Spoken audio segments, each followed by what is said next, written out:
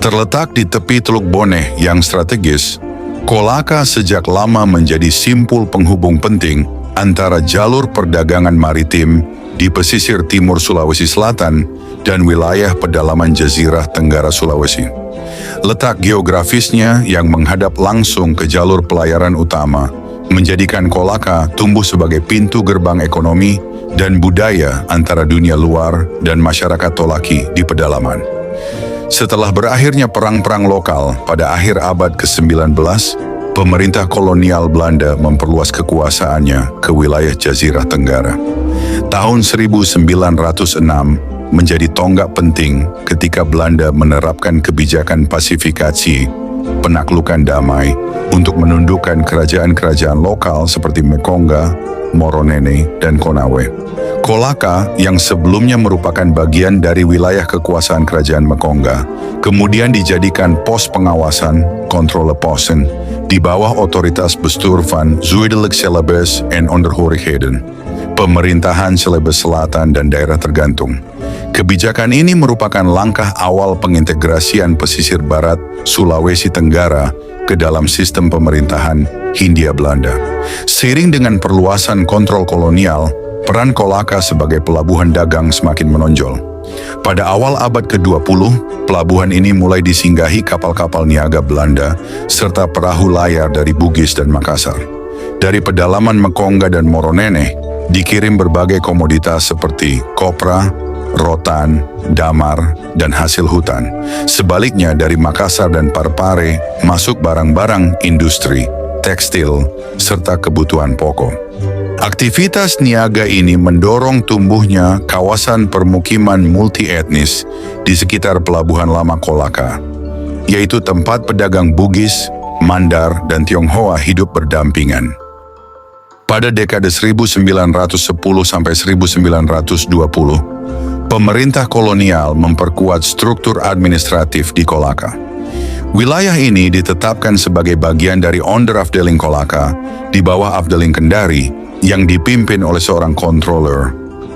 Pos pemerintahan ini mengawasi keamanan, pemungutan pajak perdagangan, serta hubungan dengan kerajaan lokal.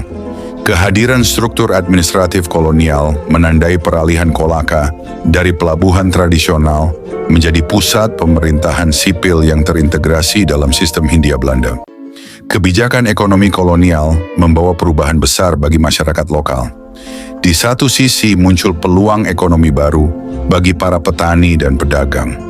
Di sisi lain sistem monopoli dan pajak hasil bumi membatasi ruang gerak ekonomi rakyat. Pada dekade 1920-an, Belanda mulai memperkenalkan sistem pendidikan dasar, Volkschool, di Kolaka. Sekolah-sekolah ini melahirkan generasi muda terdidik yang kelak menjadi pelopor pergerakan sosial dan politik lokal pada masa pasca kemerdekaan. Memasuki 1930-an, Kolaka semakin terhubung dalam jaringan ekonomi kolonial Hindia Belanda. Pelabuhan Kolaka menjadi titik transit utama hasil bumi dari pedalaman, terutama nikel dan hasil hutan dari daerah Pomalaa dan Lasusua. Meskipun eksploitasi tambang belum dimulai secara besar-besaran, survei geologi yang dilakukan oleh Dienst van het Mijnwezen mencatat potensi besar endapan nikel laterit di kawasan tersebut. Temuan ini kelak menjadi salah satu faktor penting dalam perkembangan ekonomi Kolaka di masa modern. Namun, krisis ekonomi global tahun 1930 turut mengguncang perekonomian Kolaka. Aktivitas perdagangan menurun dan arus pelayaran berkurang drastis.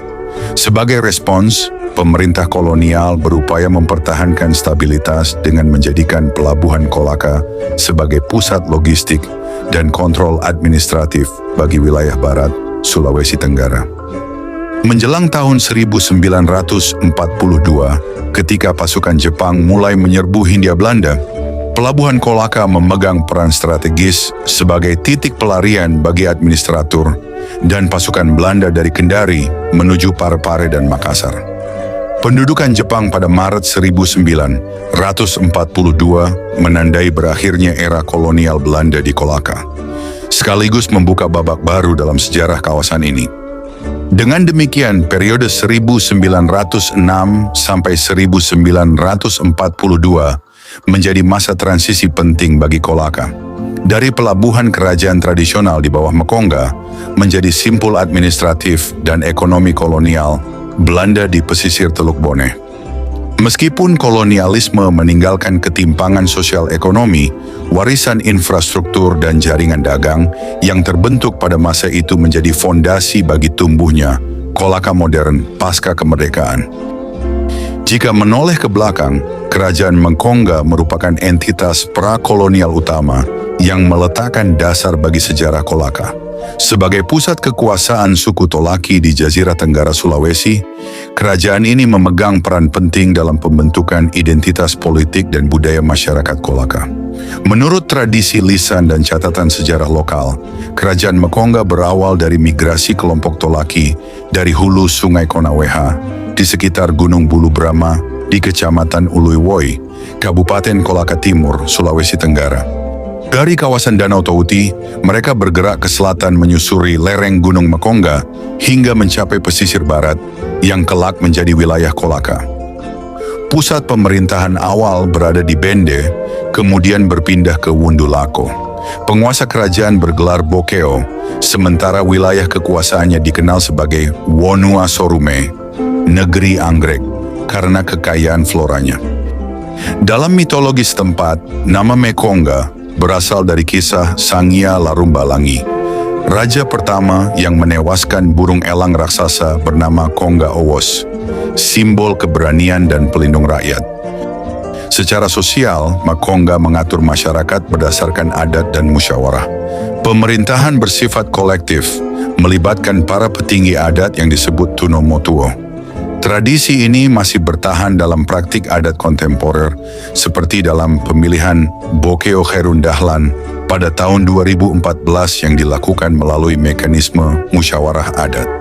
Kerajaan Mekongga memiliki hubungan politik dan genealogis yang erat dengan kerajaan-kerajaan Bugis seperti Lu dan Bone. Hubungan ini terjalin melalui pernikahan bangsawan dan jaringan pelayaran niaga di Teluk Bone. Kolaka sebagai pelabuhan alami kerajaan menjadi pusat keluar masuknya barang dan budaya. Namun setelah tahun 1906, Belanda mulai menerapkan kebijakan pasifikasi dan menempatkan Kolaka di bawah pengawasan administratif kolonial. Meski kekuasaan politiknya berkurang, para Bokeo tetap dilibatkan sebagai mitra lokal dalam mengatur perdagangan dan menjaga keamanan. Kolaborasi ini bersifat ambivalen. Di satu sisi bersimbiosis, di sisi lain diwarnai ketegangan akibat monopoli ekonomi Belanda. Transformasi tata ruang juga terjadi. Permukiman tradisional di Metobu berkembang menjadi pusat urban Mekambo setelah 1906. Seiring meningkatnya aktivitas pelabuhan dan perdagangan, identitas Kolaka sebagai kota pelabuhan modern pun mulai terbentuk. Meski kekuasaan politik kerajaan berakhir pada masa kolonial, nilai-nilai adat, semangat persatuan, dan karakter tangguh warisan Mekongga tetap menjadi identitas masyarakat Kolaka.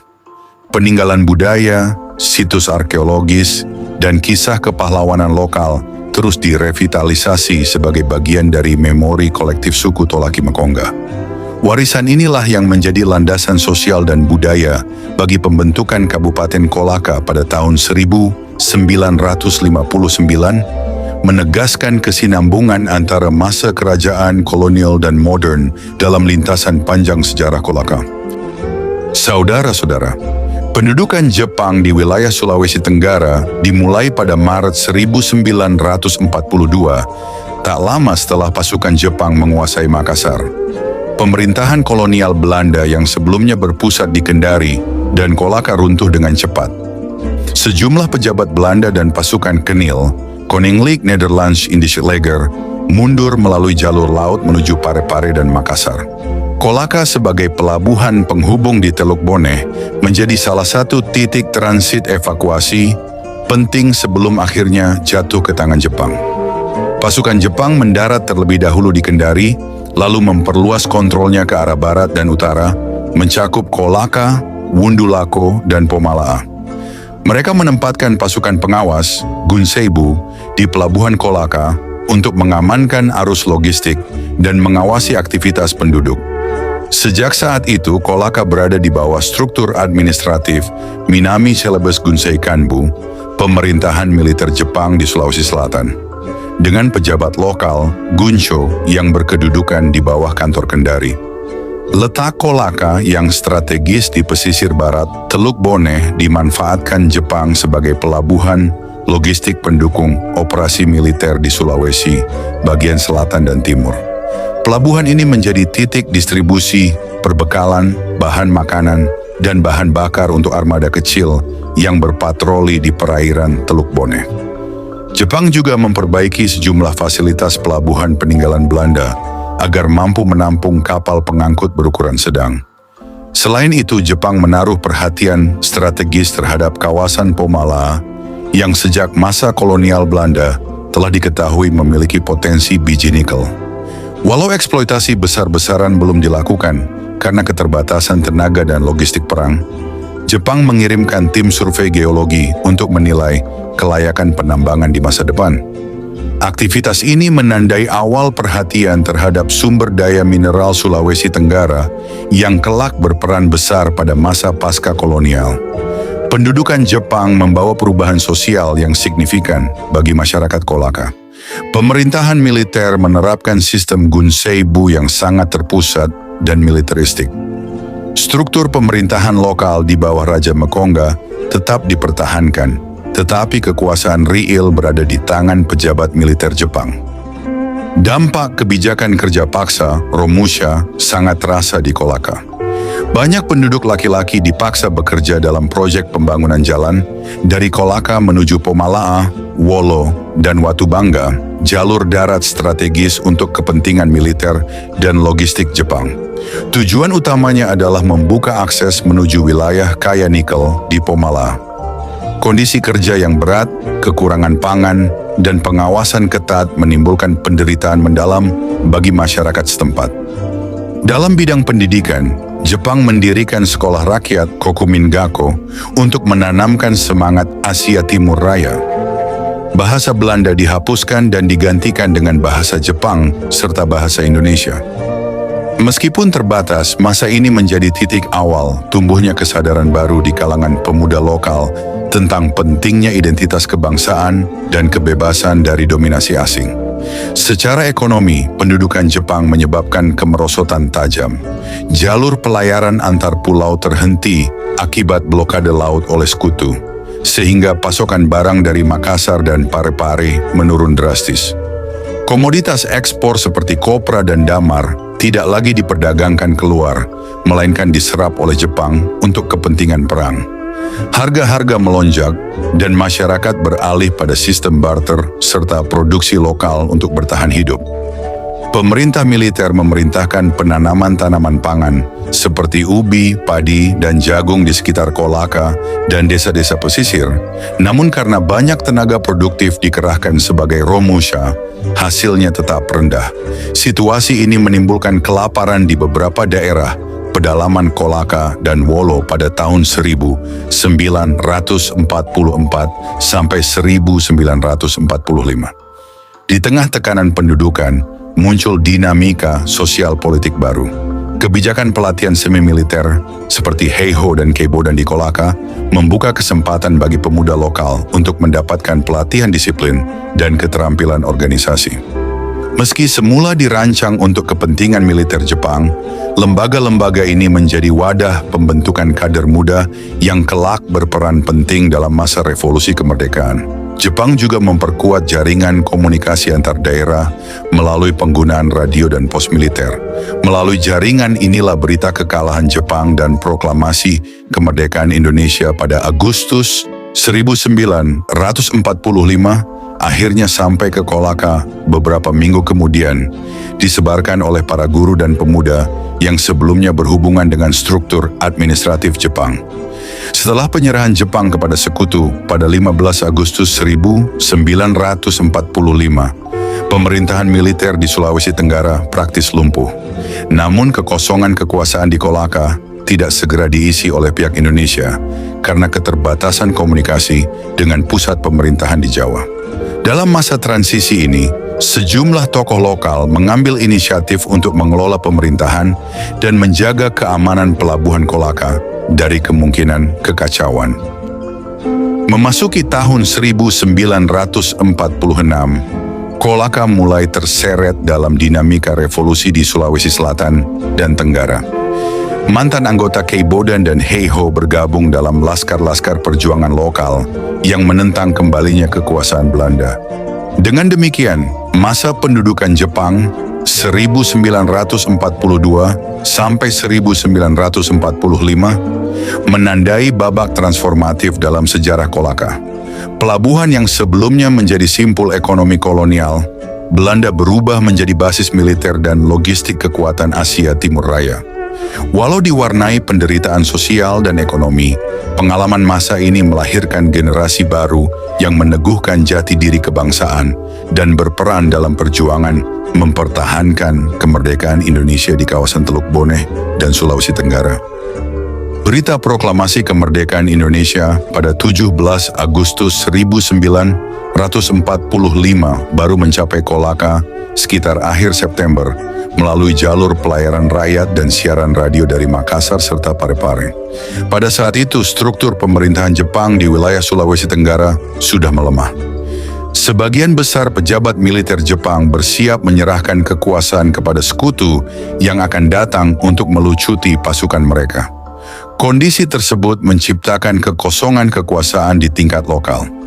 Dalam situasi genting ini, sejumlah tokoh masyarakat dan bekas aparat administrasi Jepang, termasuk guru, pegawai pribumi, dan anggota Keibodan, mengambil inisiatif membentuk pemerintahan sementara di Kolaka. Mereka mengibarkan bendera merah putih di kawasan pelabuhan sebagai pernyataan dukungan terhadap Republik Indonesia. Peristiwa tersebut menjadi simbol awal keterlibatan Kolaka dalam dinamika perjuangan nasional di Sulawesi Tenggara. Pada masa awal kemerdekaan, sistem pemerintahan di Kolaka masih berlandaskan struktur tradisional kerajaan yang diakui Republik Indonesia sebagai daerah swapraja. Raja Mekongga yang saat itu masih memegang pengaruh besar menjadi figur sentral dalam menjaga stabilitas politik dan keamanan.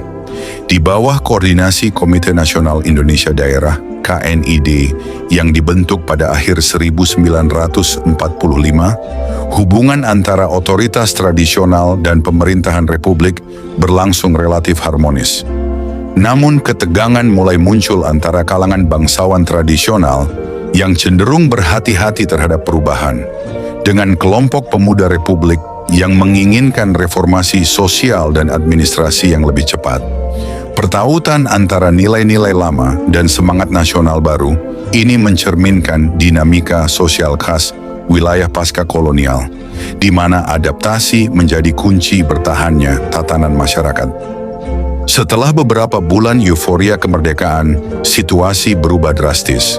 Awal tahun 1946 menandai babak baru bagi Kolaka.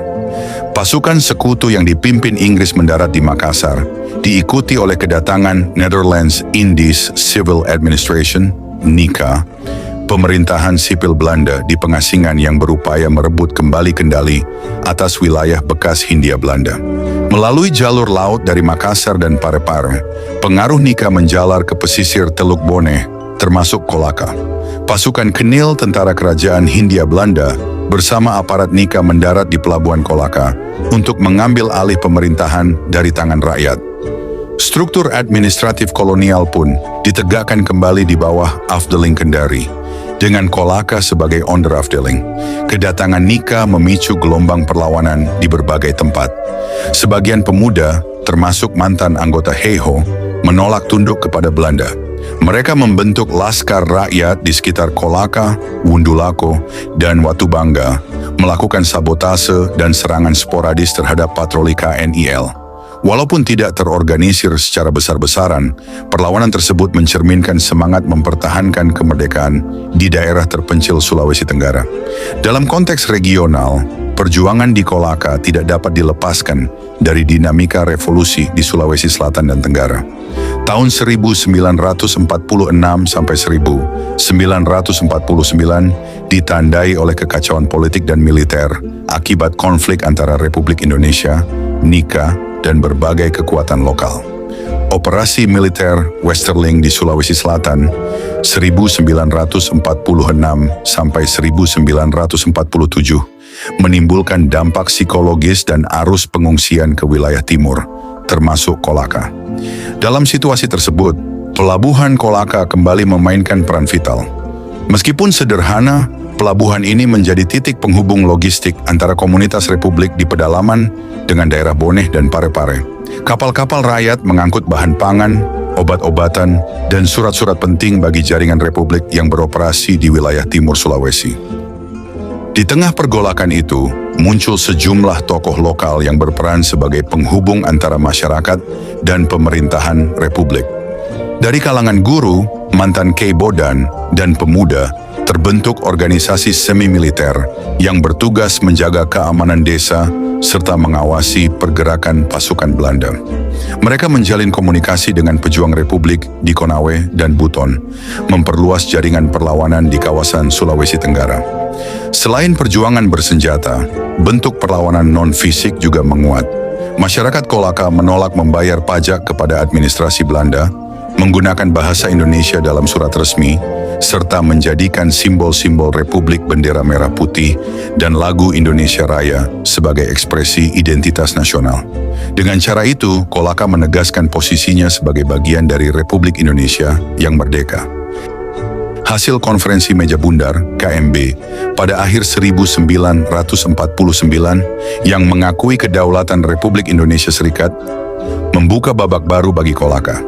Wilayah Sulawesi Tenggara, termasuk Kolaka, dimasukkan ke dalam negara Indonesia Timur, NIT, sebuah bentuk pemerintahan federal hasil kompromi politik. Namun, penolakan terhadap bentuk negara federal cukup kuat. Dukungan kepada Republik Indonesia yang berpusat di Yogyakarta tetap besar, terutama di kalangan pemuda dan pegawai pribumi.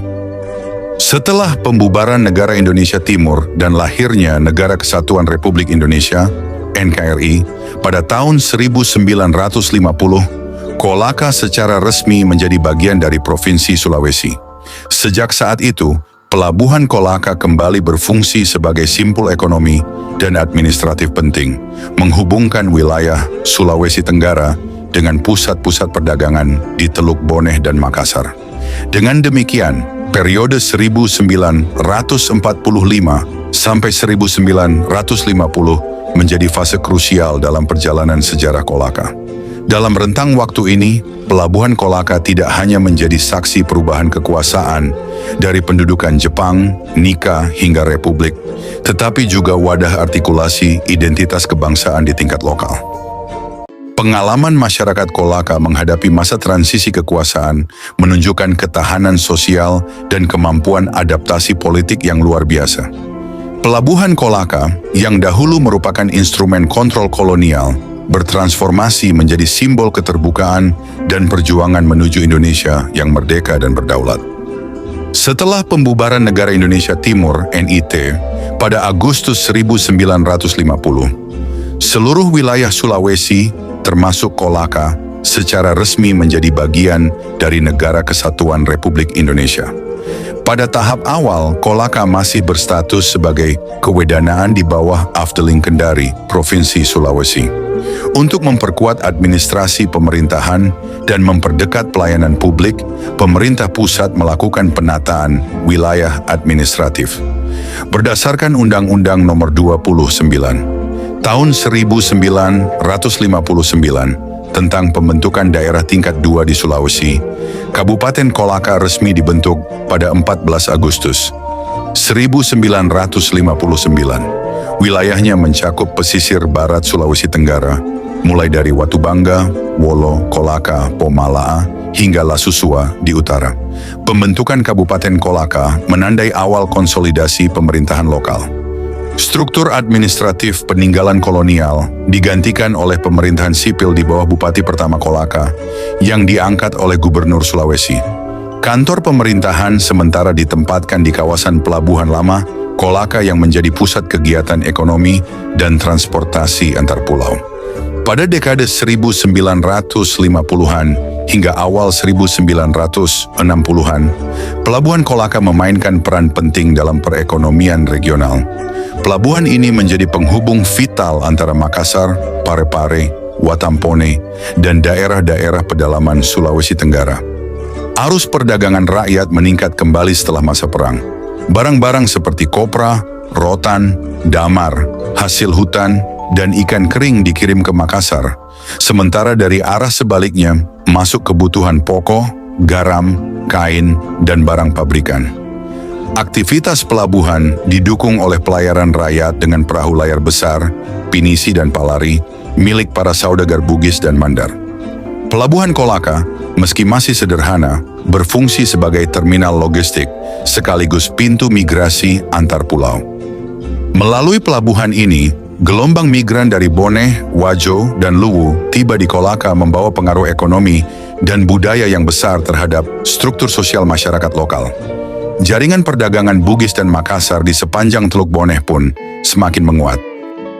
Salah satu tonggak penting dalam sejarah pasca kemerdekaan Kolaka adalah penemuan kembali potensi tambang nikel di Pomalaa. Penelitian geologi oleh Bureau of Mines dan Geological Survey Indonesia pada awal 1950-an menegaskan keberadaan cadangan nikel laterit besar di wilayah ini, melanjutkan temuan survei masa kolonial Belanda dan pendudukan Jepang. Pada 1960, pemerintah Indonesia melalui perusahaan negara PN Pertambangan Nikel Indonesia, PNI, Cikal Bakal PT Aneka Tambang, ANTAM, mulai melakukan eksplorasi terbatas di Pomalaa. Kegiatan ini membuka babak baru industrialisasi sumber daya alam di Kolaka. Meski masih dalam skala kecil, tenaga kerja lokal mulai direkrut dan infrastruktur Jalan Kolaka Pomalaa diperbaiki untuk menunjang aktivitas tambang. Dari sinilah dimulai transformasi ekonomi Kolaka, dari pelabuhan dagang agraris menuju wilayah tambang industri. Periode 1950 sampai 1965 merupakan masa yang penuh dinamika politik di Kolaka. Sebagai daerah otonom baru, Kolaka masih bergulat dengan persoalan infrastruktur, komunikasi, dan pendidikan. Pemerintahan daerah bekerja dalam kondisi terbatas, sementara arus politik nasional mulai merembes ke tingkat lokal. Di Kolaka, seperti di banyak daerah Indonesia lainnya, muncul polarisasi antara kelompok nasionalis, PNI, Islam, NU, dan Masyumi, dan kiri, PKI, dan SOPSI. Ketegangan meningkat setelah dekret Presiden 5 Juli 1959 yang menandai berakhirnya demokrasi parlementer dan lahirnya sistem demokrasi terpimpin. Aktivitas politik di pelabuhan dan sekolah-sekolah Kolaka menunjukkan antusiasme warga terhadap wacana nasional. Namun pada awal 1960-an, gesekan antara simpatisan PKI dan kelompok agama mulai terasa, terutama di sekitar wilayah Pomalaa dan Bundulako, di mana organisasi buruh tambang mulai tumbuh. Meskipun pembangunan fisik berjalan lambat, dekade 1960-an membawa sejumlah perubahan positif. Pemerintah daerah mulai membangun jaringan jalan darat Kolaka Pomalaa Watubangga, serta fasilitas pelabuhan rakyat untuk mendukung arus barang dan manusia.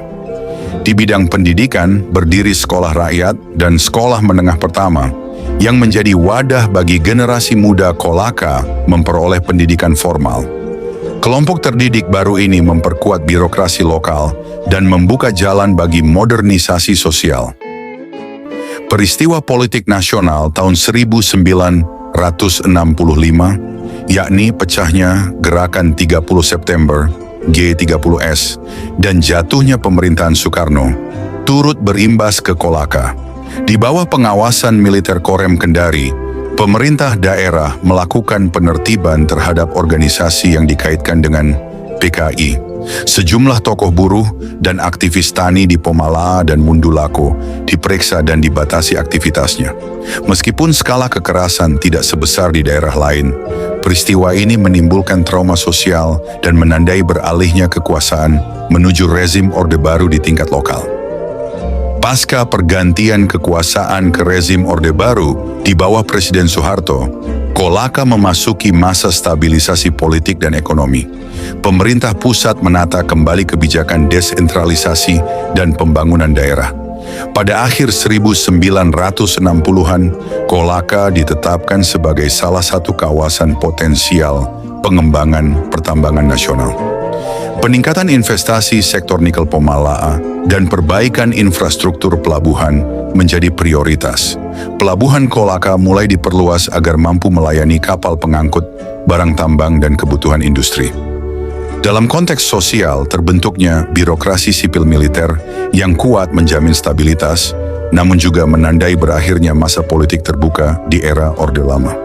Pemerintahan daerah diarahkan pada pembangunan ekonomi terpusat dengan orientasi eksploitasi sumber daya alam dan peningkatan produksi. Latar belakang pembangunan pelabuhan Kolaka erat kaitannya dengan aktivitas pelayaran dan perdagangan tradisional antara Kabupaten Kolaka dan Kabupaten Bone yang telah terjalin lama. Letak Kolaka yang strategis sebagai pintu gerbang barat Sulawesi Tenggara, serta potensi alam yang berkembang dari sektor pertanian, peternakan, dan pertambangan, menjadikannya simpul ekonomi penting di kawasan Teluk Bone. Berdasarkan pertimbangan tersebut, pada tahun 1970, Direktorat Jenderal Perhubungan Darat membuka jalur penyeberangan Kolaka Bajo. Langkah ini tidak hanya mempermudah mobilitas masyarakat, tetapi juga memperteguh integrasi ekonomi antara Sulawesi Tenggara dan Sulawesi Selatan. Pada masa awal, pelabuhan masih bersifat darurat tanpa dermaga permanen, sehingga kapal tidak dapat bersandar langsung, namun menjadi cikal bakal pelabuhan penyeberangan modern di tahun-tahun berikutnya. Saudara-saudara, migrasi dari wilayah Bugis dan Makassar, terutama Bone, Wajo, dan Luwu, memiliki peran krusial dalam membentuk struktur sosial ekonomi Kolaka modern, khususnya sejak 1950-an.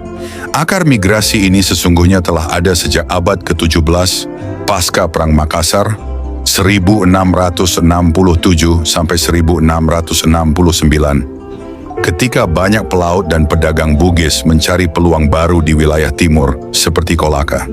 Namun gelombang pasca 1950 lebih dipicu faktor ekonomi dan integrasi nasional. Kolaka sebagai pelabuhan strategis di Teluk Bone menjadi pintu masuk utama migran yang datang melalui jalur laut dengan perahu pinisi dan palari maupun darat via Malili Luwu.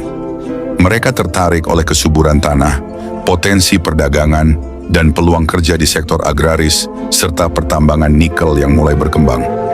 Migran Bugis dan Makassar memperkuat jaringan perdagangan tradisional Teluk Bone yang telah eksis sejak masa kerajaan Luwu dan Bone, yang memiliki hubungan genealogis dengan kerajaan Mekongga. Pada 1950 sampai 1970, mereka mendominasi arus perdagangan barang seperti kopra, rotan, damar, dan hasil hutan yang diekspor ke Makassar, sementara kebutuhan pokok seperti garam dan kain diimpor dari sebaliknya. Pelabuhan Kolaka menjadi pusat logistik jaringan ini. Saudagar Bugis membangun rantai pasok antara Kolaka, Parepare, dan Watampone, serta wilayah pedalaman Sulawesi Tenggara. Migrasi ini juga mendorong transformasi ekonomi, pembukaan lahan pertanian baru, revitalisasi perdagangan rakyat pasca perang, dan kontribusi tenaga kerja di tambang Pomalaa sejak 1960-an. Dari sisi budaya, pengaruh Bugis dan Makassar membentuk struktur sosial multietnis Kolaka dengan pencampuran elemen tolaki lokal dan tradisi Bugis, seperti sistem sosial, bahasa, dan nilai-nilai maritim. Komunitas Bugis mendirikan perkampungan di Lasusua, Undulako, dan Jabal Kubis, Kolaka Utara, memperkaya budaya lokal melalui bahasa, kesenian, dan praktik pertanian. Interaksi ini menciptakan harmoni sosial dan memperkuat identitas Kolaka sebagai wilayah transisi budaya di pesisir barat Sulawesi Tenggara. Dengan demikian, periode 1950 sampai 1970 merupakan fase penting dalam sejarah modern Kolaka. Setelah integrasi ke dalam NKRI, Kolaka berkembang dari pelabuhan dagang tradisional menjadi pusat administratif dan ekonomi baru di barat Sulawesi Tenggara. Pembentukan Kabupaten Kolaka 1959, eksplorasi tambang nikel Pomala, serta konsolidasi pemerintahan daerah menandai awal modernisasi wilayah ini. Di tengah dinamika politik nasional, masyarakat Kolaka menunjukkan kemampuan beradaptasi dan bertahan. Pelabuhan Kolaka tetap menjadi denyut utama kehidupan ekonomi. Simbol keterhubungan antara daratan dan lautan, antara tradisi dan modernitas, serta antara masa kolonial dan Indonesia merdeka. Dari sinilah fondasi bagi Kolaka modern diletakkan. Sebuah pelabuhan yang tumbuh bersama sejarah bangsa, menatap masa depan dengan akar maritim yang kukuh. Memasuki dekade 1970-an, Kolaka menapaki babak baru dalam sejarahnya. Setelah melewati masa pergolakan politik dan militer sepanjang 1950 sampai 1960-an, terutama akibat dampak gerakan DITI di Sulawesi Selatan, stabilitas nasional yang mulai terjaga di bawah rezim Orde Baru membuka peluang bagi pertumbuhan ekonomi di daerah-daerah. Secara geografis, Kolaka terletak di tepi Teluk Bone dengan potensi sumber daya alam yang melimpah. Letak strategis ini menjadikannya simpul penting dalam perencanaan pembangunan nasional. Melalui program Rencana Pembangunan 5 Tahun, Repelita, pemerintah pusat menetapkan Kolaka sebagai wilayah pengembangan pertanian, perikanan, dan pertambangan. Kegiatan eksplorasi dan eksploitasi nikel di kawasan Pomala menjadi titik balik penting dalam sejarah ekonomi Kolaka. PT Inco, kini PT Vale Indonesia, bersama sejumlah perusahaan tambang lain mulai beroperasi pada awal 1970-an, menandai lahirnya industri ekstraktif berskala besar di wilayah ini. Dampaknya terasa luas. Pelabuhan Kolaka yang sebelumnya hanya berfungsi sebagai simpul perdagangan tradisional, bertransformasi menjadi pelabuhan industri dan logistik. Mobilitas penduduk meningkat tajam dengan arus migrasi tenaga kerja dari berbagai daerah di Sulawesi dan Jawa. Perubahan demografis ini mendorong lahirnya kawasan permukiman baru di sekitar pelabuhan dan jalur menuju Pomala. Namun industrialisasi juga membawa dilema sosial dan lingkungan. Muncul kesenjangan antara masyarakat lokal dan pendatang, serta mulai terjadinya degradasi kualitas tanah dan air di kawasan pesisir. Meski demikian, Kolaka mulai tumbuh sebagai salah satu daerah dengan tingkat urbanisasi tertinggi di Sulawesi Tenggara. Pada tahun 1970, Direktorat Jenderal Perhubungan Darat membuka jalur penyeberangan Kolaka Bajoe, menghubungkan Sulawesi Tenggara dan Sulawesi Selatan. Langkah ini memperkuat posisi Kolaka sebagai gerbang barat provinsi dan mempercepat pergerakan barang serta manusia di kawasan Teluk Bone. Fasilitas pelabuhan yang pada awalnya masih bersifat darurat, tanpa dermaga permanen, mulai ditingkatkan secara bertahap. Pembangunan dermaga dimulai pada tahun 1984 dan diresmikan pada 1986, dilanjutkan dengan perluasan area pelabuhan dan pembangunan terminal baru pada 1987. Memasuki awal 2000-an, terutama tahun 2003, Pelabuhan Kolaka mengalami perkembangan pesat dengan pembangunan dermaga baru yang dilengkapi movable bridge serta berbagai sarana dan prasarana pendukung. Dekade 1990-an menjadi masa akselerasi pembangunan fisik dan sosial. Jalan darat yang menghubungkan Kolaka dengan Lasusua, Pomala, dan Kolaka Utara dibangun, memperluas jangkauan ekonomi wilayah. Perdagangan antar pulau melalui pelabuhan Kolaka semakin ramai, melibatkan komoditas hasil bumi, ikan, dan barang konsumsi. Dalam bidang sosial, kemajuan pendidikan dan kesehatan terlihat jelas. Sekolah-sekolah menengah atas, akademi, dan lembaga kejuruan mulai berdiri, menandai transformasi Kolaka menjadi kota pelabuhan yang semakin urban dan modern. Krisis ekonomi Asia tahun 1997 sampai 1998 memberi pukulan keras bagi perekonomian Kolaka. Aktivitas industri tambang melambat, harga komoditas turun, dan pengangguran meningkat. Namun berkat kekuatan sektor informal dan perdagangan maritim lokal, Kolaka mampu pulih relatif cepat. Era reformasi membawa perubahan besar melalui kebijakan otonomi daerah 2001. Pemerintah Kabupaten Kolaka memperoleh kewenangan lebih luas dalam mengelola sumber daya dan pendapatan daerah. Strategi pembangunan kemudian diarahkan pada peningkatan kesejahteraan masyarakat serta optimalisasi pendapatan asli daerah, PAD. Dalam konteks ini pula terjadi pemekaran wilayah administratif. Kabupaten Kolaka Utara resmi terbentuk pada 2003 dan Kolaka Timur menyusul pada 2013. Pemekaran bertujuan mempercepat pelayanan publik dan pemerataan pembangunan meskipun turut menghadirkan tantangan baru dalam koordinasi pemerintahan dan alokasi sumber daya. Dekade 2010 menjadi periode pertumbuhan industri yang lebih intensif. Pemerintah daerah bekerja sama dengan investor nasional dan asing untuk mengembangkan smelter nikel, pembangkit listrik, serta infrastruktur pelabuhan. Pelabuhan Pomalaa dan Pelabuhan Feri Kolaka Bajoe kini berfungsi sebagai urat nadi logistik regional, menjadikan Kolaka sebagai epicentrum ekonomi baru di kawasan Sulawesi Tenggara. Seiring dengan itu, sektor jasa, transportasi, dan pendidikan tinggi turut berkembang pesat. Perguruan tinggi, rumah sakit modern, serta pusat perdagangan baru mempertegas posisi Kolaka sebagai kota pelabuhan modern di jalur tengah Indonesia Timur. Di balik kemajuan tersebut, muncul tantangan serius di bidang lingkungan hidup. Aktivitas tambang yang masif menyebabkan sedimentasi laut, penurunan kualitas air, dan kerusakan hutan di sekitar pesisir. Pemerintah daerah bersama masyarakat sipil kini mulai menaruh perhatian pada isu pembangunan berkelanjutan, pengelolaan limbah industri, serta pelestarian ekosistem pesisir dan hutan bakau. Sementara itu, di bidang budaya, kesadaran terhadap identitas lokal semakin menguat. Festival budaya, pelestarian bahasa daerah, dan dokumentasi sejarah lokal digiatkan oleh lembaga pendidikan dan komunitas sejarah. Upaya menulis dan merekam perjalanan Kolaka dari pelabuhan kolonial hingga kota industri modern menjadi bagian penting dalam membangun jati diri daerah di tengah arus globalisasi.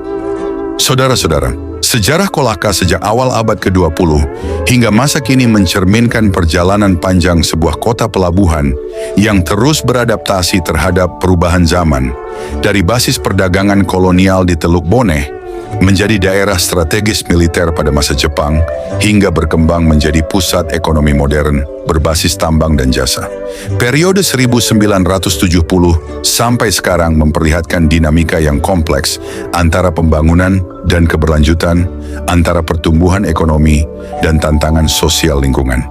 Kolaka bukan hanya saksi, tetapi juga pelaku aktif dalam proses modernisasi Indonesia Timur. Masa depan kota ini akan sangat ditentukan oleh kemampuannya menyeimbangkan pemanfaatan sumber daya alam dengan pembangunan manusia dan kelestarian lingkungan yang berkelanjutan. Terima kasih. Mohon maaf segala kekurangan dalam narasi ini. Wassalamualaikum warahmatullahi wabarakatuh.